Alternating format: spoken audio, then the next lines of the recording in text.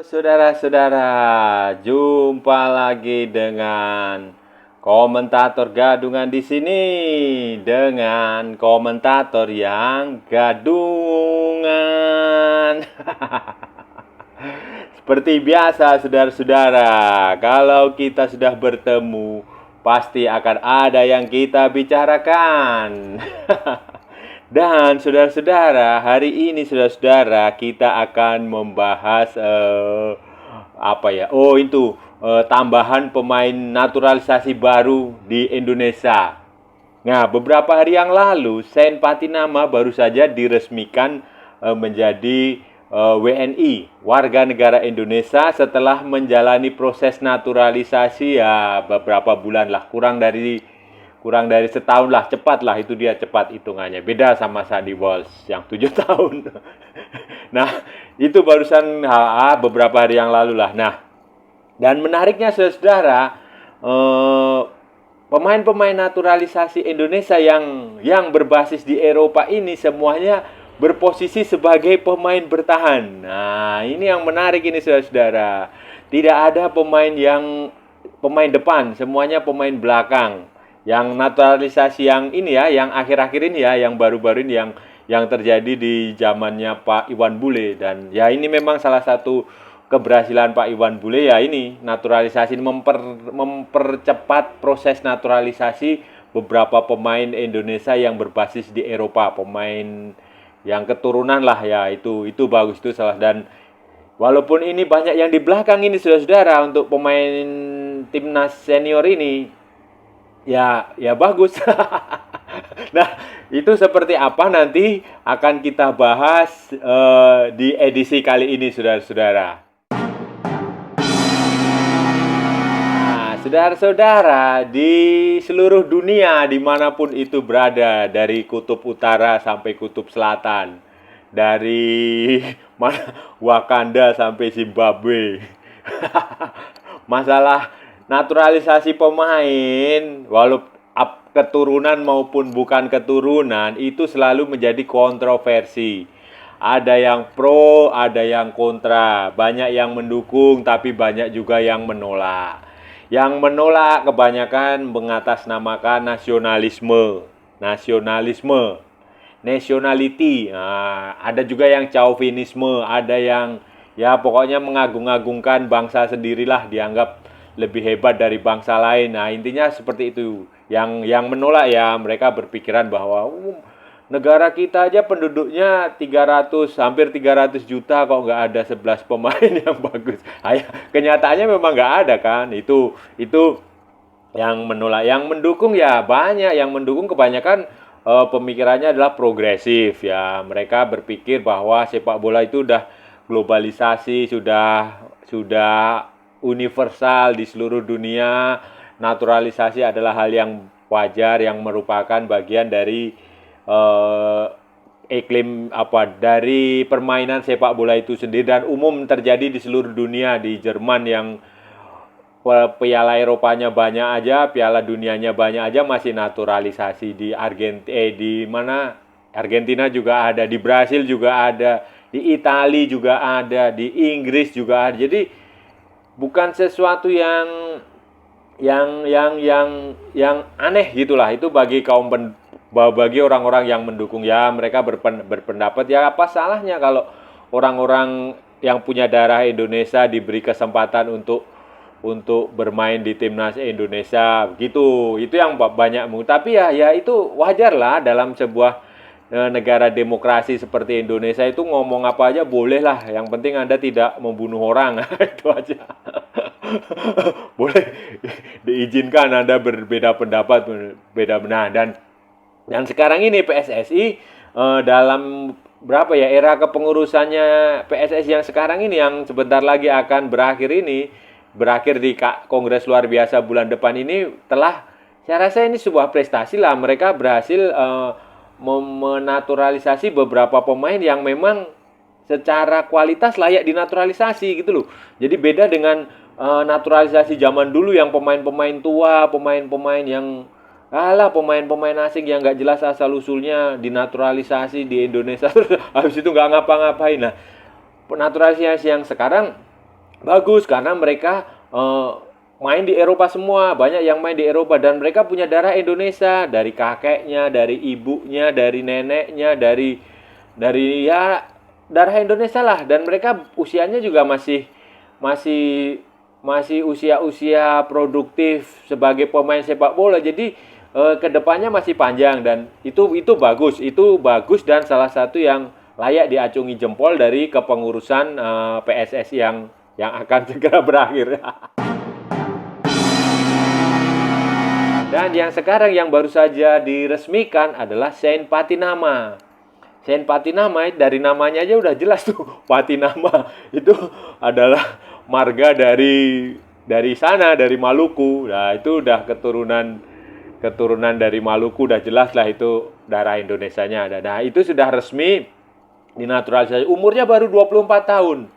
Dia main di Norwegia, di Liga Premier Norwegia, apa namanya gitu, di Viking FK, Football Club Viking. Itu salah satu klub yang ya klub bagus lah di Norwegia, walaupun di Skandinavia, termasuk di Skandinavia di Norwegia itu bagus, walaupun di Eropa ya klub-klub kelas menengah ke bawah lah, tapi kalau di Norwegia bagus lah. Ya bagus-bagusnya di Indonesia kan masih kalah sama di Norwegia. Nah, dia main di situ Saint Patinama ini. Posisinya adalah fullback kiri. Tapi juga bisa main sebagai midfield di gelandang tengah yang cenderung defensif, gelandang bertahan. Istilahnya kalau di Indonesia gelandang pengangkut air. Nah, itu Saint Patinama dan dia juga pemain kayak Sandy Walsh di Belgia, dia juga pemain utama di klubnya di Viking. Jadi ya itu kabar bagus lah untuk Indonesia. Dan yang menarik adalah saudara-saudara, ini pemain-pemain yang baru dinaturalisasi ini, tiga ini, Jordi Amat, Sandy Walsh, terus Saint Patinama, terus sebelumnya Elkan Bagot, itu semuanya berposisi di pertahanan. Nah, ini menarik ini saudara-saudara. Jadi nanti, bayangan saya, menurut saya ya kemungkinan kalau kita bicara teori nanti di agenda resmi FIFA, mereka baru bisa main di agenda resmi FIFA, salah satunya ya Piala Asia nanti tahun depan, tahun ini tahun 2003, cuma bulannya belum pasti apakah di Oktober, apakah kalau di Juni Juli kayaknya nggak mungkin karena tuan rumahnya kan Qatar. Qatar kemungkinan akan waktunya sama kayak Piala Dunia, mungkin bulan November atau bulan Oktober, musim dingin lah di Qatar sana, tuan rumahnya di Qatar. Nah, itu kemungkinan mereka baru bisa main di situ. Tapi kan bisa aja nanti ada uji coba internasional. Nah, mereka bisa dicek itu, bisa dilihat mainnya seperti. Dan kemungkinan ya itu kalau kita main dengan empat pemain belakang ya empat-empatnya di belakang pemain naturalisasi semua saudara-saudara. Patinama di kiri, terus ada Elkan Bagot sama Jordi Amat di tengah, terus di kanannya ada siapa? Ada Sandy Walsh. Nah, ini kalau tiga pemain belakang juga, kalau mainnya dengan 3 back ya bisa jadi Saint Patinama atau Sandy Walsh akan agak maju ke depan sebagai back sayap. Atau bisa juga kalau main dengan 4 back itu bisa Jordi Amat bisa ditarik agak menjadi gelandang tengah, gelandang bertahan, atau Saint Patinama yang jadi gelandang tengah. Itu menarik karena ya kualitas mereka kan kita selama ini hanya melihatnya dari televisi, dari YouTube, kualitas Patinama sama Sandy Walsh. Kalau Jordi Amat kan kita udah lihat kemarin waktu Piala AFF, walaupun kalah kita ya mainnya lumayan lah, dia salah satu pemain yang cukup bagus. Kemudian Elkan juga kita udah lihat kan waktu yang edisi sebelumnya kita dan mainnya cukup bagus. Nah, ini akan menjadi tantangan buat pelatih timnas ke depan. Jadi itu kalau Sandy dan Saint Patinama bisa main, berarti kan posisi Pratama dan siapa itu? Asnawi akan bagaimana itu? Apakah dia akan digeser lebih menyerang atau diparkir atau dicadangkan lah? Kalau lihat mainnya kemarin di Piala AFF jelek banget kan, apalagi masih ada Yakob Sayuri yang bisa. Jadi ini akan ada ya itu akan menarik saudara-saudara. Shane Patinama dan Sandy Walsh itu jadi akan ada banyak kemungkinan skema di sisi sayap baik sisi sayap belakang maupun sisi sayap di depan, tengah atau belakang atau termasuk depan, kemungkinan itu akan tergantung pada formasi. Bisa 4-3-3, bisa 3-4-3, bisa 4-4-2, bisa 4-2-3-1. Nah, itu tergantung formasi nanti kebutuhan yang akan ditempatkan Sintayong. Nih, misalnya Shane Patinama dan Sandy Walsh main di kiri dan kanan. Berarti ada kemungkinan Pratama dan Asnawi akan bisa duduk di bangku cadangan, bisa juga digeser ke depan. Kalau dia digeser ke depan, berarti nanti dia akan akan ada Jakob Sayuri juga di situ, bisa main di situ. Nah, kemungkinan itu juga akan bentrok dengan Sadil. Nah, Sadil sih kemungkinan nggak akan dipanggil lagi tuh. Sadil bisa juga. Nah, tetapi bisa juga Pratama dan siapa Asnawi yang tetap main di posisi itu. Kemudian Shane Patinama dan Sandy Walsh yang akan agak maju ke depan, agak maju di gelandang tengah. Atau Shane Patinama itu bisa main sebagai defensive midfield, gelandang tengah. Bisa juga. Atau juga bisa juga nanti dia Shane Patinama dan Sandy Walsh di belakang, Jordi Amat yang main sebagai gelandang bertahan, gelandang tengah. Berduet dengan Mark Klok. Itu bisa aja. Jadi ada banyak kemungkinan skenario yang bisa ditempatkan oleh Sintayong terhadap pemain-pemain naturalisasi ini. Karena begini, Sandy Walsh itu juga punya kemampuan mencetak gol, saudara-saudara. 2 minggu lalu kalau nggak salah dia ngegolin di Piala Belgia, menang 1-0 lawan apa gitu. Terus Shane Patinama juga sama, dia punya kemampuan agresif, back fullback, tapi dia agresif ke depan. Itu dia bisa ya, itu bisa jadi kunci Indonesia nantinya di sektor depan itu, di sektor sayap itu. Jadi ada banyak variasi yang bisa dilakukan. Kemudian Pratama dan Asnawi ya biarin dulu matang di Jepang. Asnawi biarin matang di Korea, terus Pratama biarkan matang di Jepang. Jadi itu nanti akan ada semacam kedalaman skuad Indonesia akan banyak di sektor sayap itu. Dan itu bagus karena kan kalau kita main di sebuah pertandingan internasional itu kadang butuh solusi kan. Nah, semakin banyak alternatif pemain itu semakin bagus. Bisa jadi super sub, bisa jadi pemain yang menentukan kalau jalan serangannya itu buntu. Saudara, idealnya adalah main dengan 3 back. Entah 3-4-3 atau 3-5-2. Tapi menurut saya lebih bagus 3-4-3. Nanti di belakang itu, 3 pemain belakang itu kan bisa diisi Elkan sama Jordi Amat. Sama satu lagi, apakah Fahrudin atau Rizky Ridho atau Rahmat Irianto itu bisa main di situ. Kemudian nanti Shane Patinama dan Sandy Walsh itu bisa jadi wingback di sayap itu. Terus di tengahnya nanti ada si Mark Klok. Kemudian si Asnawi dan Pratama ini bisa digeser ke depan sebagai penyerang sayap atau malah dicadangkan, nggak usah main dulu. Dia mungkin kalau Piala AFF oke lah. Jadi nggak usah main dulu. Mereka biar matang dulu dipanggil boleh lah, tapi maksudnya dijadikan cadangan dulu. Itu bisa jadi solusi karena kemampuan Shane Patinama dan Sandy Walsh ini juga bagus kalau dia agresif ke depan. Mereka itu dua pemain yang punya kemampuan keseimbangan yang bagus di sektor menyerang, saat menyerang maupun saat bertahan. Itu bisa jadi seperti itu, saudara-saudara. Nanti ya Asnawi itu sebenarnya juga bisa main sebagai gelandang tengah, bisa ditaruh di gelandang bertahan, itu juga bisa.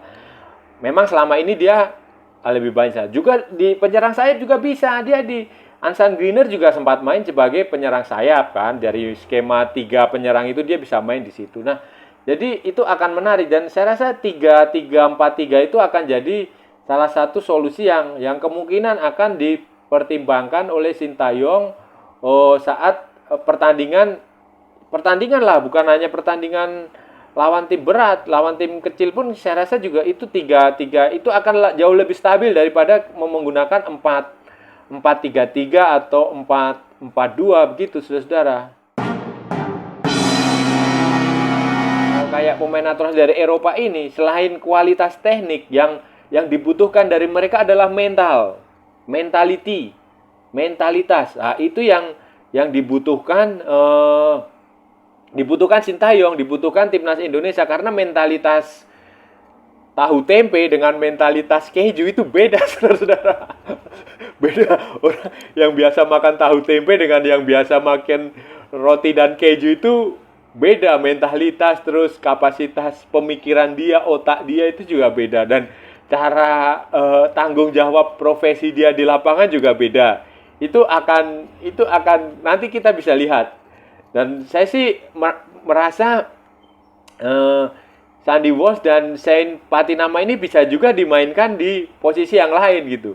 Karena kan kita tahu Sintayong itu pelatih yang suka mengotak-atik pemain, mengotak-atik posisi pemain untuk ditempatkan seperti yang potensinya lah. Dia pandai mengotak-atik itu. Walaupun kemarin di AFF gagal. Tapi ini kan masih panjang nanti. Ini masih panjang dan itu akan jadi salah satu nilai positif Indonesia seharusnya nanti di Piala Asia bisa berbicara, bisa tampil jauh lebih bagus walaupun lawan-lawannya level lebih tinggi kan. Kalau mengharapkan pemain lokal aja ya saya rasa pesimis lah. Saudara-saudara, yang menarik begini saudara, kenapa naturalisasi itu dilakukan banyak dari pemain belakang? Kenapa? Itu yang pertanyaan yang paling menarik saudara-saudara. Kenapa? Pertama, ya memang yang mau ya hanya pemain itu aja. Enggak, saudara-saudara. Jadi begini saudara, walaupun ya itu saya rasa tim pelatih itu kan mereka juga udah survei kemana-mana, udah mencari dan mereka memang basicnya adalah kebutuhan. Kalau sudah perhatikan, kebutuhan paling utama dari timnas Indonesia adalah memang di pertahanan Indonesia itu jelek sangat, walaupun lini depannya juga jelek. Tapi gini, stok pemain depan di Indonesia itu jauh lebih banyak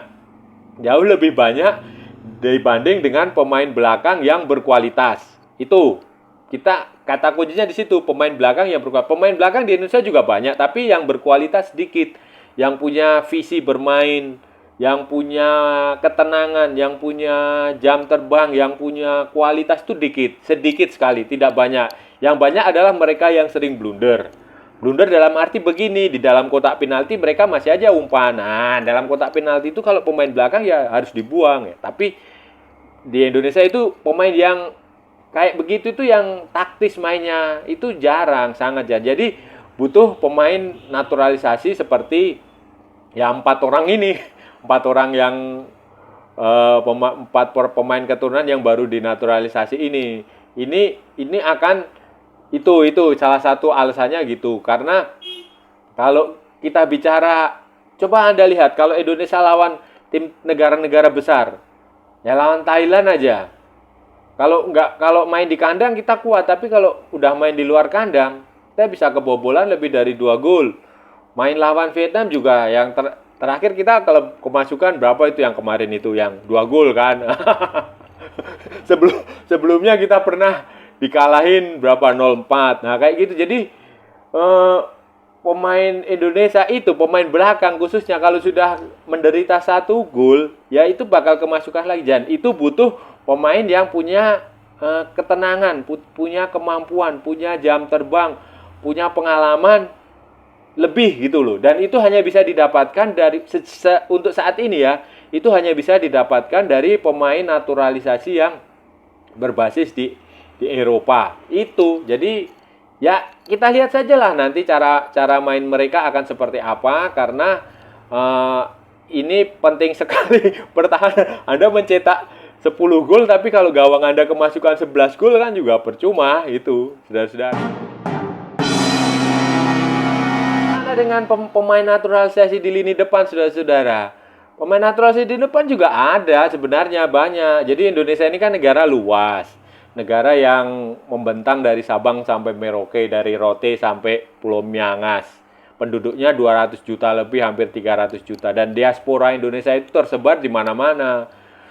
Masih ada banyak pemain keturunan di sana yang sudah ada di database. Database-nya PSSI sudah punya database pemain-pemain yang mana yang mau dinaturalisasi. Tetapi kan menaturalisasi pemain itu kan tidak semudah membeli kacang, tidak seperti membeli miras.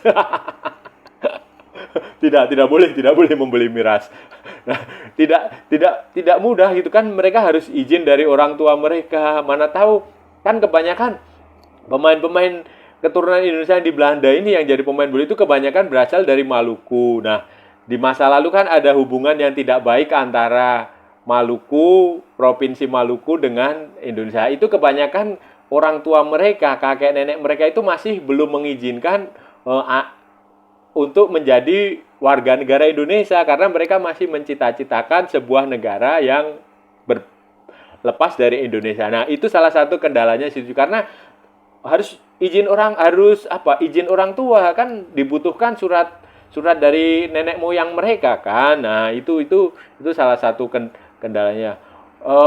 Bukannya tidak ada, banyak di Belanda itu ada banyak, ada beberapa pemain di Utrecht itu banyak. Terus ada lagi kiper juga ada di Panathinaikos itu si Cyrus Margono keturunan Amerika Tionghoa Amerika Indonesia. Nah, itu ada terus ada beberapa yang pemain-pemain sekarang yang dari U20 itu juga. Itu kan beberapa pemain depan tuh kayak siapa itu, ada nanti saya tulis di sini. Terus ada banyak beberapa pemain naturalisasi di lini depan. Tapi kan ya itu tadi tidak mudah gitu dan itu butuh proses. Kemudian mereka kan juga berpikir begini, kalau nanti misalnya nih ganti paspor Indonesia, apakah mereka ketika main di Eropa termasuk pemain non Uni Eropa kan? Nah, itu bagaimana? Itu juga menjadi pertimbangan mereka. Tapi kan sebenarnya begini, walaupun dia pegang paspor Indonesia, tapi kalau dia lahir, tinggal dan besar di Uni Eropa, dia akan tetap dianggap sebagai warga Uni Eropa. Jadi dia tetap, walaupun di Indonesia tidak mengenal sistem kewarganegaraan ya, kan mereka akan memegang yang istilahnya permanen residen. Kalau di Indonesia itu KITAS, kartu izin tinggal sementara atau apa. Nah, itu semacam itu. Dan kalau dia udah pegang permanen residen di Uni Eropa itu ya dia sudah dianggap sejajar dengan pemain-pemain dari Uni Eropa. Tapi kan itu butuh pemain-pemain itu kan juga mereka harus memikirkan sampai sejauh itu jangkauan. Jadi masalah naturalisasi ini masalahnya tinggal tunggu waktu aja lah. Tunggu waktu dan tunggu proses aja. Bisa jadi nanti tahun ini sampai akhir tahun akan ada nambah lagi pemain di sektor depan, sektor tengah. Mungkin tahun depan juga ya ini kan fleksibel aja, berkembang. Jadi ya sabar-sabar aja. Apalagi nanti kalau misalnya kepengurusan baru udah terbentuk kayak misalnya ya taruhlah yang jadi Pak Erick Thohir, apalagi beliau yang jadi kan otomatis akan jaringannya akan jauh lebih luas kan. Jadi sebenarnya masa depan timnas itu adalah masa depannya bagus lah. Apalagi dengan pemain-pemain naturalisasi, kecuali liganya ini harus dibenahi dulu. Tapi ya sambil menunggu liga baik kan ada baiknya juga. Memang pemain-pemain naturalisasi itu dibutuhkan, sudah. Itu tadi saudara-saudara pembahasan kita hari ini. Kita sudah bicara panjang lebar. Yang panjang hidungnya siapa? Yang lebar mulutnya siapa? Kayak tukul ini.